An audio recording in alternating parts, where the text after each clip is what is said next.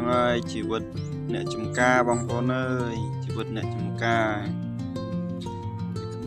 មាននរណាម្នាក់កើតមកបានជីវិតផូរផង់ស្រាប់នោះទេតើឆ្លងកាត់ការប្រឹងប្រែងការធ្វើការងារដោយលំបាកទៅជីវិតយើងបានល្អប្រសើរហើយអ្វីដែលយើងឃើញអំពីសមិទ្ធផលរបស់យើងទោះបីវាមិនបានល្អ100%តែអ្វីដែលយើងទទួលបាន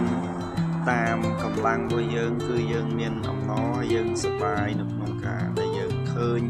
លទ្ធផលរបស់យើងដោយក្តីសុខបងប្អូនក្តីសុខសម្រាប់ជីវិតនៃការរស់នៅរបស់យើងអញ្ចឹងណាអ្វីដែលយើងមានជាកម្លាំងជាញើសជាឈាមរបស់យើងអ្វីក៏ដោយដែលកើតឡើងពីញើសពីឈាមគឺសុទ្ធតែជាការល្អជាស្នាដៃរបស់យើងដែលប្រឹងប្រែងហើយជីវិតយើងវាតាមកម្រិតដែលយើងធ្វើនឹងអរគុណច្រើន